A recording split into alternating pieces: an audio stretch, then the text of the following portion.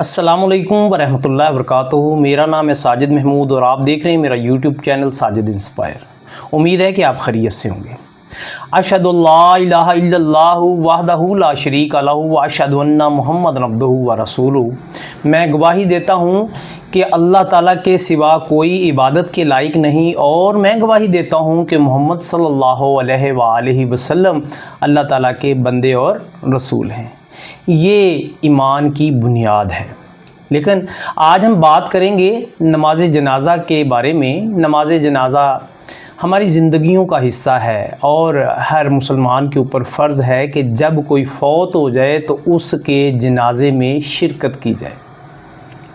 और अगर कोई फ़ौत हो जाता है तो हम हर दुनिया का काम छोड़कर उसकी दुआ के लिए, उसके आखिरी दीदार के लिए, उसके लिए आखिरी बार मग़फ़िरत की दुआ करने के लिए, जिसको हम नमाज जनाज़ा कहते हैं। असल में ये दुआ होती है मरने वाले के लिए। हम उसमें शामिल होने के लिए कई किलोमीटर का फ़ासला तय करके तो हम अपने उस अज़ीज़, अपने दोस्त, उस मुहसन के जनाजे में शिरकत करते हैं ताकि उसके लिए आखिरी जो मग़फ़िरत की दुआ करने जा रहे हैं, नमाज जनाज़ा, जो कि दुआ का नाम है नमाज जनाज़ा, क्योंकि उस शख्स के लिए उसके बाद हम शायद ज़िंदगी में दोबारा ना उसको देख सकेंगे और ना ही उसके लिए दुआ कर सकेंगे। ये एक इज्तिमाई दुआ होती है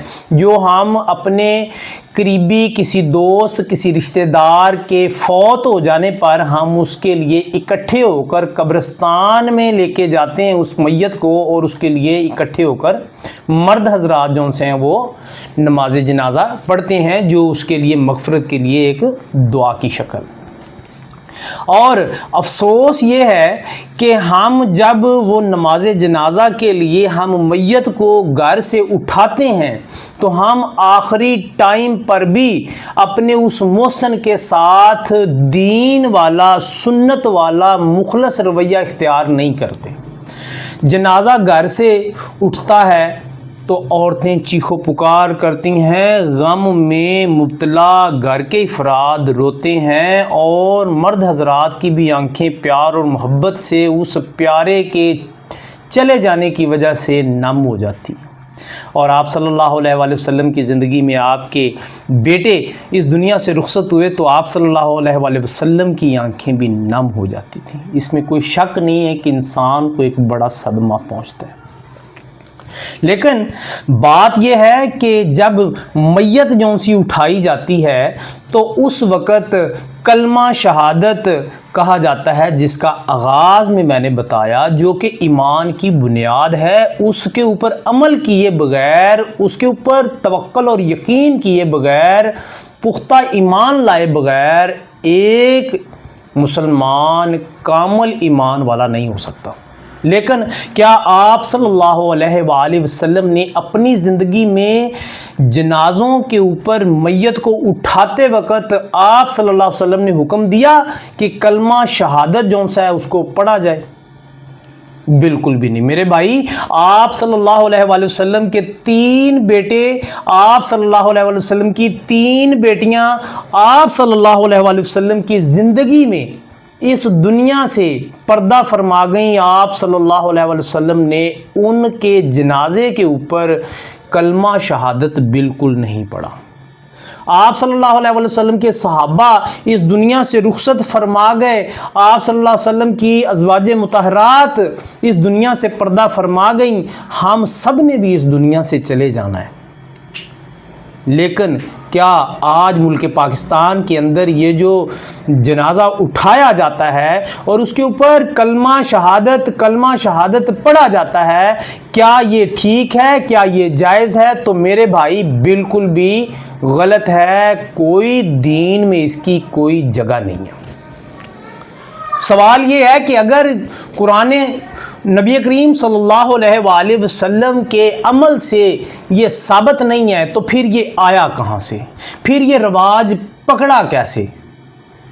आए आज हम आगे उस डिटेल को देखते हैं कि मुल्क पाकिस्तान के अंदर ये मैयत के ऊपर जनाजा उठाते वक्त कलमा शहादत जौन सा है ये कहाँ से रवाज पड़ा और ये कैसे मुल्क पाकिस्तान में रवाज पड़ा, और आज हर ज़ुबान के ऊपर मैयत को उठाते हुए कोई सोचता नहीं है कि ये दीन का हिस्सा है या नहीं, ये कुरान और हदीस से, अल्लाह के नबी के अक़वाल से, अल्लाह के नबी के तरीके से साबित है या नहीं साबित, कोई इसके ऊपर देखने को तैयार नहीं। हमारे उलमा इकराम भी इसके ऊपर मम हैं, खामोश हैं, और ये रवाज, गलत रवाज बढ़ता चला जा रहा है, बढ़ता ही चला जा रहा है।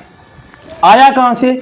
जब बर्रसगीर पाको हिंद में पाकिस्तान, हिंदुस्तान और बांग्लादेश इकट्ठे थे और अंग्रेज़ इनके ऊपर हुकूमत करता था, उस वक़्त जब मुसलमानों के साथ साथ हिंदू और सिख वो भी इस मुआशरे का हिस्सा थे, तो जब हिंदू जो से थे, जब उनका कोई मर जाता तो उस मैयत को जब वो उठाकर शमशान घाट पर लेकर जाते थे जहां पर उन्होंने मुर्दे को जलाना होता था, उस वक़्त वो मैयत को उठाते अपने कंधों के ऊपर तो वो पढ़ते राम नाम सत्य, जिसका मतलब होता था राम का नाम ही सच्चा है। और इस मुआशरे में मुसलमान भी थे, इन्होंने भी देखा कि जो सा है ये क्या पढ़ते हैं। इन्होंने देखा कि हिंदू अपने मैयत को उठाते हैं तो वो पढ़ते हैं राम नाम सत्य। इन्होंने देखा कि सिख जो सा है जब इनका कोई फौत हो जाता है, जब इनका इस दुनिया से कोई पर्दा फरमा जाता है, तो सिख मैयत को अपने कंधों के ऊपर उठाते हैं, तो फिर वो रास्ते में आवाज़ बुलंद करते हुए लेके जाते हैं और कहते हैं सिख वाह गुरु। सिख कहते थे वाह गुरु के नारे जो से वो लगाते हुए उसको मैयत को लेके जाते थे, और वो भी अपनी मैयत को जलाते थे। मुसलमानों ने देखा कि अगर ये दो मुआशरती पहलू में अगर हिंदू जौन से हैं वो राम नाम सत्य कह सकते हैं, और सिख जौन से हैं वो वाह गुरु के नारे लगाकर मैयत को उठा के लेके जा सकते हैं, तो मुसलमान पीछे क्यों रहे? मुसलमानों ने भी फिर जौन सा है वो कलमा शहादत जौन सा है इसको पढ़ना शुरू कर दिया। और अगर देखा जाए तो आप सल्लल्लाहु अलैहि वसल्लम की वाज़िह अहादीस मौजूद हैं। आप सल्लल्लाहु अलैहि वसल्लम ने फरमाया कि जनाजा जब भी जाए तो खामोशी के साथ जाए और साथ आग ना जाए। सुनन अबी दाऊद की हदीस है 3171 नंबर, और सुनन अबी माजा की हदीस है 1473 नंबर।